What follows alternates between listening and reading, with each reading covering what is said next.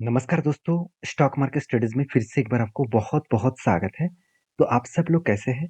तो आज मैं फिर से आपके सामने कुछ इम्पोर्टेंट्स कंपनीज़ के अपडेट और उसके टेक्निकली चार्ट पैटर्न्स के बारे में डिस्कशन करूँगा। तो इस वीडियो बहुत इंटरेस्टिंग होने वाला है। तो इस वीडियो को लास्ट तक ज़रूर देखिए और अभी तक अपने चैनल को सब्सक्राइब नहीं किया तो ज़रूर कर लीजिएगा, कंटिन्यूअसली इन्फॉर्मेशन और अपडेट्स पाने के लिए। तो चलो देख लेते हैं कौन-सा कंपनीज़ है इस वीडियो के अंदर। तो उससे पहले मेरी एक रिक्वेस्ट करूँगा, इस चैनल को सब्सक्राइब ज़रूर करिएगा और उसके साथ-साथ आप टेलीग्राम को भी जॉइन करिएगा, जहाँ पे आपको जितने सारे टेक्निकली चार्ट पैटर्न्स बन रहा है, जिसके मैं वीडियो आपके साथ मतलब लेके आया हूँ और उसके बाद भी बहुत सारे कंपनीज़ के टेक्निकली चार्ट पैटर्न बनता है, जो मैं ट्रेड भी लेता हूँ, उसके वीडियो में नहीं कर पाता। तो मैं रिक्वेस्ट करूँगा, जाकर आप चेकआउट कर सकते हैं एज़ अ लर्निंग के लिए, सारी चीज़ों को सीखने के लिए आप जॉइन कर सकते हैं। तो नीचे सारे लिंक्स अवेलेबल हैं। तो चलो देख लेते हैं कौन सा कंपनी है। सबसे पहले जो कंपनी है उसका नाम है उज्जीवन स्मॉल फाइनेंस बैंक। तो उज्जीवन स्मॉल फाइनेंस बैंक आप सभी जानते हैं, एक टाइम कंपनी का हालत बहुत खराब हो गया था। कंपनी करीबन 20-21 रुपीस के आसपास चले आए थे और वहां से लेकर कंपनी फिर से खड़ा हुआ और फिर से एक अलग लेवल का पोजीशन बना है। अब यही चीज को मैं आपके साथ डिस्कशन करूँ तो कंपनी का मार्केट कैप 9,500 करोड़ के आसपास है। एक टाइम कंपनी का मार्केट कैप 5,000 करोड़ के आसपास चला गया था। क्यों चला गया था? क्योंकि शेयर का प्राइस जो गिर गया था।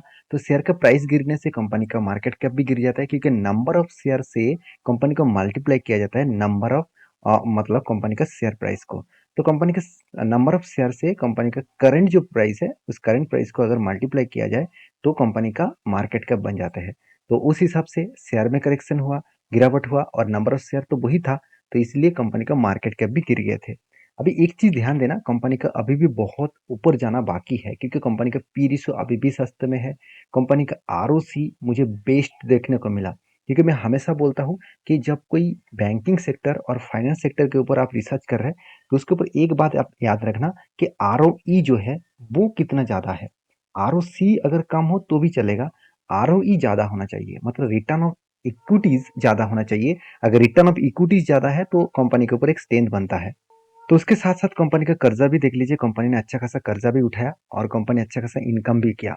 कंपनी जो कर्जा लिया वो मैं आपको यहाँ पे दिखा दूं। कंपनी का बोरिंग जो था 2012 में, मतलब 10 साल पहले कंपनी का बोरिंग था सिर्फ 600 करोड़, और 600 करोड़ से बढ़ के आज हो चुके हैं 28,000 करोड़। तो इसका मतलब कितना ज्यादा बोरिंग्स लिया गया, और बोरिंग्स किस बेसिस में लिया गया वो भी देखना जरूरी है। कंपनी के देखिए, कोई भी लॉन्ग टर्म बोरिंग्स नहीं है, कोई भी शॉर्ट टर्म बोरिंग्स नहीं है। इसका मतलब कंपनी के खुद का कोई बोरिंग्स नहीं है। कंपनी लोन इसीलिए लिया क्योंकि वो खुद लोन लेकर दूसरों को लोन बांटेंगे, क्योंकि बैंकिंग का काम यही है, फाइनेंस कंपनी का काम यही है कि पहले वो खुद लोन ले, उसके बाद उस लोन को दूसरों को बांटे। तो अगर लॉन्ग टर्म के लिए कोई बोरिंग्स होता तो मैं मान लेता कंपनी के अंदर कुछ गड़बड़ी है, तो जिसके लिए कंपनी ने लॉन्ग टर्म्स के लिए बोरिंग लिया। जहाँ पे देखिए 2019 और 20 में उस टाइम कंपनी खुद के लिए लोन लिया था, खुद के बिजनेस के लिए लोन लिया था, ऐसे नहीं दूसरों को लोन बांटने के लिए लिया था। तो तब कंपनी के ऊपर प्रेशर था। तो और 2019 और 20 में आप देखेंगे तो उस टाइम में 19 और 20 में कंपनी का प्रॉफिट देखिए कितना कम था। उसके बाद देखिए कंपनी नेगेटिव में भी चला गया था। उसके बाद धीरे धीरे करके कंपनी प्रॉफिट में आया और इस बार कंपनी हाईएस्ट प्रॉफिट जनरेट किया। तो जब कंपनी हाईएस्ट प्रॉफिट जनरेट कर रहा है तो उस कंपनी के ऊपर एक स्टेन तो बनेगा। तो कंपनी का सेल्स ग्रोथ देखिए, कंपनी का प्रॉफिट ग्रोथ तो सारे हद पार कर दिया, और कंपनी आपको रिटर्न भी अच्छा खासा दिया। और मैं यही कहूंगा इस कंपनी के ऊपर फोकस रखिएगा, क्योंकि एज ए इन्वेस्टर, प्रोमोटर के बाद एज ए एफआईएस ने भी माल उठाया, डीएस ने भी माल उठाया, और पब्लिक के पास भी अच्छा खासा होल्डिंग्स है। अभी एक चीज मैं और भी आपको बता दूं कि कंपनी के ऊपर जो चार्ट पैटर्न्स बना था वो मैं आपको यहाँ पे कुछ इस तरीके से मेंशन किया। शोल्डर कम हेड कम शोल्डर बना था, और यहाँ पे ब्रेकआउट भी हुआ, और ब्रेकआउट शानदार तरीके से ब्रेकआउट देखने को मिला था। और मैंने आपको ब्रेकआउट मेंशन भी किया था कि इस कैंडल के ऊपर ब्रेकआउट हुआ और यहाँ पे कंफर्मेशन मिला, मतलब इस कैंडल के ऊपर कंफर्मेशन मिला था। तो यहाँ से अगर एंटी लेवल मिले और टारगेट तक अगर देखे तो ऑलमोस्ट इसका टारगेट बन रहा था करीबन करीबन 54 रुपीज के आसपास। तो 54 रुपीज के आसपास, और 54 रुपीज के आसपास जाने से पहले कंपनी क्या किया, यहाँ पे थोड़ा सा ऊपर जाने से पहले ही यहाँ पे रिवर्सल कर लिया। आप कहेंगे सर क्या आपने यहाँ पे एग्जिट कर लिया? मैंने एग्जिट नहीं किया, अभी तक मेरा कंटिन्यू है। मैं एग्जिट नहीं करूंगा, क्यों नहीं करूंगा वो भी मैं आपको समझा देता हूँ। देखिए ध्यान से इस चीज को देखना है, ये सब सीखने का जरूरत है। देखिए हम लोग क्या करते हैं, हम लोग यही गलती कर लेते हैं। तो कभी भी मार्केट में थोड़ा सा करेक्शन आए तो हम लोग को यही लगता है कि अभी कंपनी गिर जाएगा, अभी शेयर गिर जाएगा, तो शेयर से एग्जिट कर लेता हूँ, ऐसे बिल्कुल मत करिएगा। सबसे पहले देखिए कंपनी का प्रीवियस कहाँ पे रेजिस्टेंस बन रहा था, कहाँ पे सपोर्ट बन रहा था। तो देखिए यहाँ पे रेजिस्टेंस बन रहा था, कंपनी का रेजिस्टेंस जो बन रहा था 58 रुपीज के आसपास, और यही रेजिस्टेंस कंपनी का सिर्फ रेजिस्टेंस नहीं था, यही जगह से कंपनी के ऊपर बिग क्रैश देखने को मिला। इसका मतलब यही लेवल्स में कंपनी का सप्लाई जोन भी था। तो कंपनी सप्लाई जोन के अंदर ही काम कर रहा है, तो इसमें चिंता करने का क्या जरूरत है। तो कंपनी यहाँ से थोड़ा सा होल्ड करेगा, उसके बाद फिर से वो वापस जाएगा। मैं आपको जब वापस जाएगा, जब टारगेट होगा, तब भी मैं वीडियो बना के आपको यही बताऊंगा। इस चीज को आपको ध्यान से देखना पड़ेगा, सब कुछ सीखना पड़ेगा, तभी सब कुछ आपको क्लैरिटी मिलेगा। तो नेक्स्ट जो कंपनी है जिसके बारे में बात करूँ, उसका नाम है रिलैक्सो फूडवेयर। देखिए रिलैक्सो फूडवेयर आप सभी जानते हैं, ये एक फूडवेयर बिजनेस करने वाला कंपनी है। आज रिलैक्सो फुटवेयर के बारे में बात करें तो इंडिया के सेकंड लार्जेस्ट कंपनी बन चुके हैं। अभी एक टाइम नंबर वन में था, आज metro band number one company बन चुका है। मेट्रो बैंड कंटिन्यूसली खुद का ग्रोथ कराते चला जा रहा है और कंपनी हाई करते जा रहे हैं, तो इसलिए कंपनी नंबर वन बना, क्योंकि मार्केट कैप के हिसाब से कंपनी को number one number two select किया जाता है। तो यहाँ पे मेरे कहने का मतलब है, रिलैक्सो सेकंड पोजीशन में आ चुके हैं, इसका मतलब कंपनी खराब हो गया, ऐसे बिल्कुल मत सोचना। ध्यान से देखिएगा, रिलैक्सो का जो कर्जा है वो 0.09 के आसपास है, मगर मेट्रो बैंक का जो कर्जा है 0.61 के आसपास है। तो इसका मतलब मेट्रो बैंक का बहुत ज़्यादा कर्जा लेकर रखा है और उस कर्जा लेकर वो चल रहा है। तो वहाँ पे थोड़ा-सा तो वीकनेस और नेगेटिविटी आएगा। जैसे प्रॉफिट ग्रोथ परसेंटेज के हिसाब से देखा जाए क्वार्टरली, कि मेट्रो बैंक ने नेगेटिव प्रॉफिट जनरेट किया, मगर रिलैक्सो ने कितना पॉजिटिवली प्रॉफिट जनरेट किया। साथ ही साथ आपको ईयर ऑफ ईयर बेसिस में नेट प्रॉफिट देखेंगे तो कितना शानदार तरीके से कंपनी रिप्रेजेंट किया। और मेरे कहने का मतलब यही है कि कंपनीज का जब हर पैरामीटर सही है, तो उस कंपनी के ऊपर चिंता करने का जरूरत नहीं। हाँ, एक पॉइंट इस कंपनी के ऊपर थोड़ा सा वीकनेस के हिसाब से दिखेगा, वो है कंपनी का पी रेशियो। कंपनी का पी रेशियो आज टॉप लेवल में है। कंपनी का पी रेशियो करेक्शन होना चाहिए था, गिरना चाहिए था, और मेरे हिसाब से इसी के कारण रिलैक्सो के ऊपर अभी भी प्रेशर बना हुआ है। क्योंकि जब कंपनी के ऊपर कंटिन्यूसली पी रेशियो हाई होता है तो कंपनी के ऊपर प्रेशर तो बनता ही है। तो मेरे हिसाब से कंपनी ओवर वैल्यूड है, तो इसके ऊपर करेक्शन होने का चांसेस भी होगा।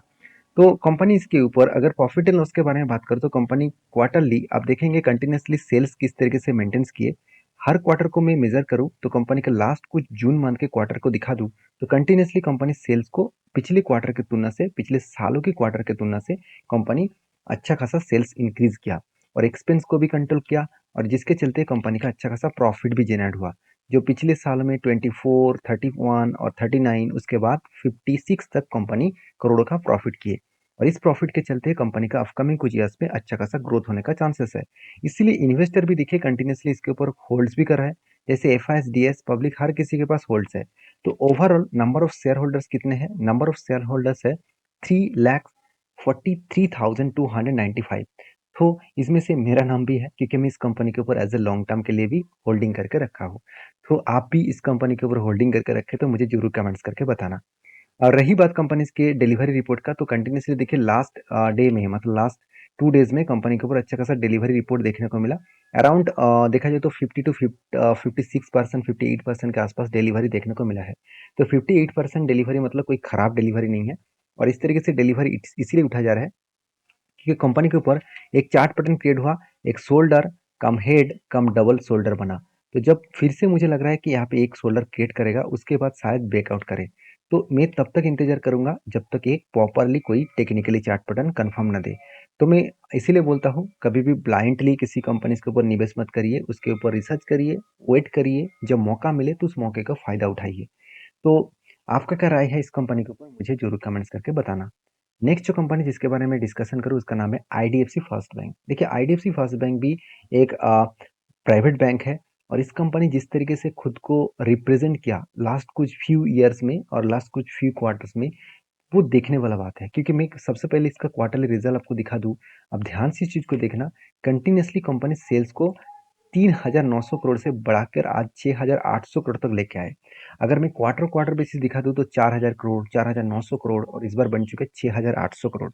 और एक जो कंपनी का इंटरेस्ट है वो भी पेमेंट किया, एक्सपेंस जो है उसका भी खर्चा किया, और सारे खर्चे को मिटाने के बाद कंपनी इस बार हाईएस्ट प्रॉफिट भी जनरेट किया। लास्ट कुछ ईयर्स में देखा जाए तो कंपनी का 450 करोड़ का प्रॉफिट था, इस बार 750 करोड़ के आसपास प्रॉफिट बना। और सिर्फ प्रॉफिट नहीं, कंपनी का जो एनपीए है, जो नेट एनपीए है, इस बार सबसे लो एनपीए देखने को मिला।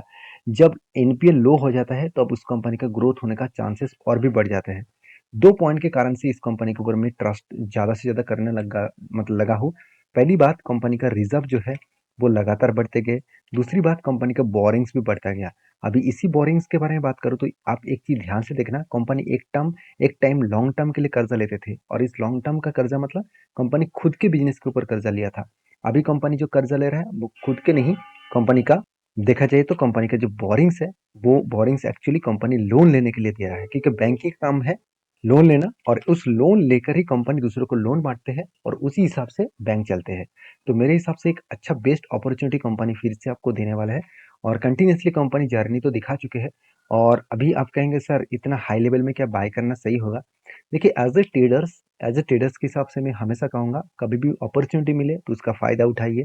अगर आप एज ए इन्वेस्टर हैं तो हमेशा आपको डिस्काउंट प्राइस में खरीदना चाहिए।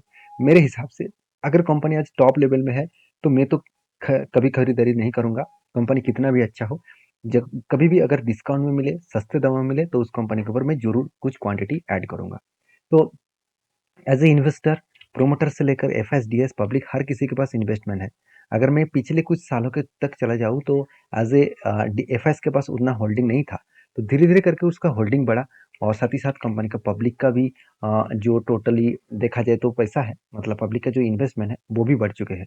अब एक चीज़ मुझे बहुत शानदार लगा कि अभी कम total 17,37,955 total number of share holder इस कंपनी के ऊपर निवेश करके रखे हैं। इसका मतलब कितनी ज़्यादा लोग इस कंपनी के ऊपर ट्रस्ट करते हैं। तो आप ट्रस्ट करते हैं तो मुझे कमेंट्स करके ज़रूर लिखना। तो कंपनीज़ के ऊपर एज़ ए लास्ट कुछ फ्यू डेज़ में अच्छा खासा डिलीवरी देखने को मिला था। फर्स्ट मतलब 30 अगस्त से देखा जाए तो 1 सितंबर तक कंटिन्यूअसली डिलीवरी देखने को मिला है, और इस डिलीवरी होने के बाद अभी कंपनी के ऊपर थोड़ा-सा डिलीवरी कम देखने को मिला, और डिलीवरी हमेशा कंटिन्यू होगा ऐसे होगा नहीं, कभी न कभी डिलीवरी करेक्शन होगा भी। तो इसके ऊपर एक टेक्निकली चार्ट पैटर्न बना बना है, वो टेक्निकली चार्ट पैटर्न मैं आपके साथ शेयर किया हूँ। वो है एक कफ विथ हैंडल पैटर्न्स बना है, और अच्छी तरीके से यहाँ पे ब्रेकआउट भी किया, और उस ब्रेकआउट करने के बाद कंपनी अभी कंटिन्यूअसली हाई लेवल में ही ट्रेड कर रहा है। तो यहाँ पे टारगेट मेरा थोड़ा सा बड़ा है, अगर इस टारगेट मुझे एक साल में नहीं, अगर 1.5 ईयर्स में मिले ना, तो भी मैं खुश हो जाऊंगा, क्योंकि 74% का टारगेट कोई छोटा मोटा टारगेट नहीं है। तो इस टारगेट को मैं कंटिन्यू जरूर करने के लिए मैं ऑब्वियसली होल्ड करूंगा, और मेरा एंट्री कहाँ पे हुआ था तब भी मैं आपको वीडियो बना के दिया था, और आप मेरा पुराना सब्सक्राइबर है तो आपको जरूर पता है। और इसलिए मैं बार बार बोलता हूँ, अगर अपने कुछ इस तरीके से टेक्निकली चार्ट पैटर्न सीखना चाहते हैं तो मेरे साथ जुड़िए, और मेरे चैनल को सब्सक्राइब करिए, और साथ ही साथ आप टेलीग्राम को भी ज्वाइन करिए, जहाँ पे आपको सारी चीज़ों का नॉलेज और इन्फॉर्मेशन ज़रूर मिलेगा। तो नेक्स्ट जो कंपनी जिसके बारे में बात करूँ उसका नाम है लंसकार कंटेनर्स लिमिटेड। तो एक कंटेनर बिजनेस करने वाला कंपनी है। कंपनी कंटिन्यूअसली ग्रोथ किया, उसके बाद देखिए किस तरीके से करेक्शन हुआ।